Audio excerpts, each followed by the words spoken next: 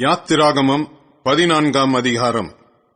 கர்த்தர் மோசேயை நோக்கி, நீங்கள் திரும்பி மிக்தோலுக்கும் சமுத்திரத்துக்கும் நடுவே பாகால் செபோனுக்கு முன்பாக இருக்கிற ஈரோத் பள்ளத்தாக்கின் முன்னடியிலே பாளையம் இறங்க வேண்டும் என்று இஸ்ரவேல் புத்திரருக்கு சொல்லு.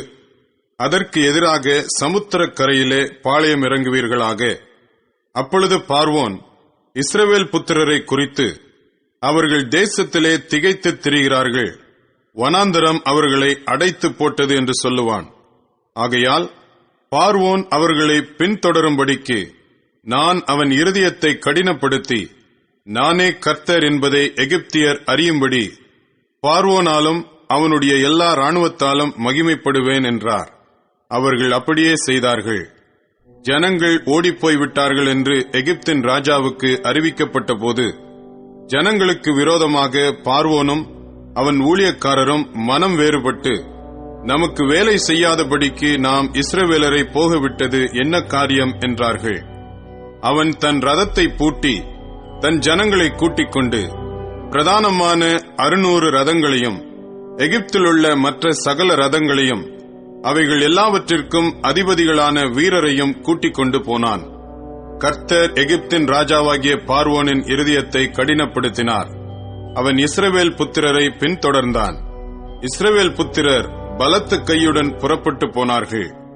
எகிப்தியர் பார்வோனுடைய சகல குதிரைகளோடும் ரதங்களோடும் அவனுடைய குதிரை வீரரோடும் சேனைகளோடும் அவர்களை தொடர்ந்து போய் சமுத்திர தண்டையிலே பாகால் செபோனுக்கு எதிரே இருக்கிற ஈரோத் பள்ளத்தாக்கின் முன்னடியிலே பாளையம் இறங்கி இருக்கிற அவர்களை கிட்டினார்கள். பார்வோன் சமீபித்து வருகிற போது இஸ்ரவேல் புத்திரர் தங்கள் கண்களை ஏறெடுத்து பார்த்து, எகிப்தியர் தங்களுக்கு பின்னே வருகிறதைக் கண்டு மிகவும் பயந்தார்கள். அப்பொழுது இஸ்ரவேல் புத்திரர் கர்த்தரை நோக்கி கூப்பிட்டார்கள்.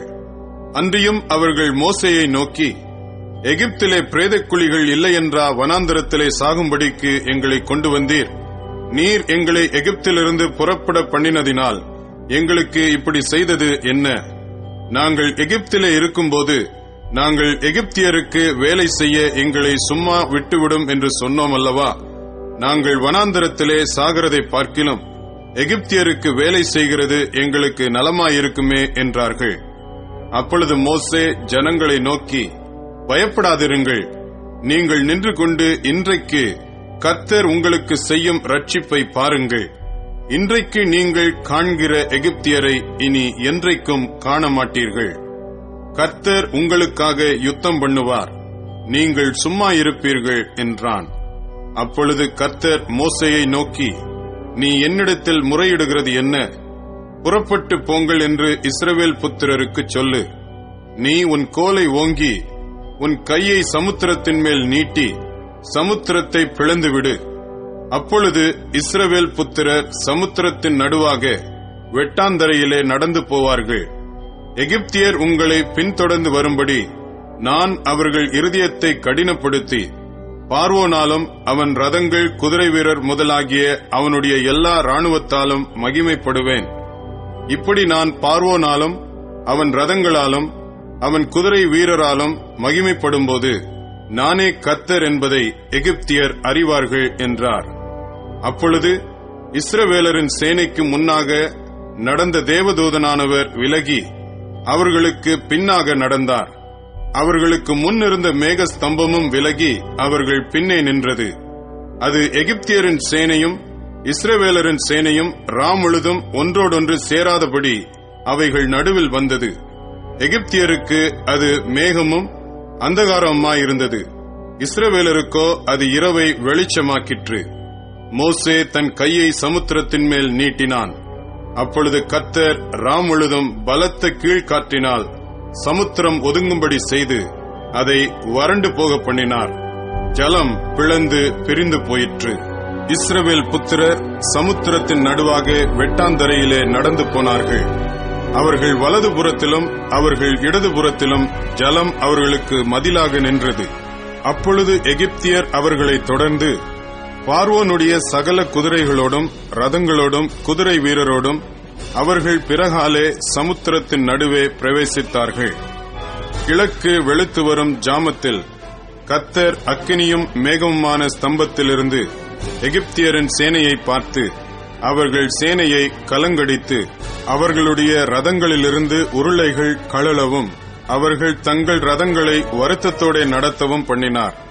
அப்பொழுது எகிப்தியர், இஸ்ரவேலரை விட்டு ஓடிப்போவோம், கர்த்தர் அவர்களுக்கு துணை நின்று எகிப்தியருக்கு விரோதமாய் யுத்தம் பண்ணுகிறார் என்றார்கள். கர்த்தர் மோசேயை நோக்கி, ஜலம் எகிப்தியர் மேலும் அவர்களுடைய ரதங்கள் மேலும் அவர்களுடைய குதிரை வீரர் மேலும் திரும்பும்படிக்கு உன் கையை சமுத்திரத்தின் மேல் நீட்டு என்றார். அப்படியே மோசே தன் கையை சமுத்திரத்தின் மேல் நீட்டினான். விடியற் காலத்தில் சமுத்திரம் பலமாய் திரும்பி வந்தது. எகிப்தியர் அதற்கு எதிராக ஓடும்போது கர்த்தர் அவர்களை கடலின் நடுவே கவிழ்த்து போட்டார். ஜலம் திரும்பி வந்து ரதங்களையும் குதிரை வீரரையும் அவர்கள் பின்னாக சமுத்திரத்தில் பிரவேசித்திருந்த பார்வோனுடைய ராணுவம் அனைத்தையும் மூடிக்கொண்டது. அவர்களில் ஒருவனாகிலும் தப்பவில்லை. இஸ்ரவேல் புத்திரரோ சமுத்திரத்தின் நடுவாக வெட்டாந்தரையின் வழியாய் நடந்து போனார்கள். அவர்கள் வலது புறத்திலும் அவர்கள் இடது புறத்திலும் ஜலம் அவர்களுக்கு மதிலாக நின்றது. இவ்விதமாய் கர்த்தர் அந்நாளிலே இஸ்ரவேலரை எகிப்தியரின் கைக்கு தப்புவித்து ரட்சித்தார். கடற்கரையிலே எகிப்தியர் செத்து கிடக்கிறதை இஸ்ரவேலர் கண்டார்கள். கர்த்தர் எகிப்தியரில் செய்த அந்த மகத்தான கிரியையை இஸ்ரவேலர் கண்டார்கள். அப்பொழுது ஜனங்கள் கர்த்தருக்கு பயந்து கர்த்தரிடத்திலும் அவருடைய ஊழியக்காரனாகிய மோசேயினிடத்திலும் விசுவாசம் வைத்தார்கள்.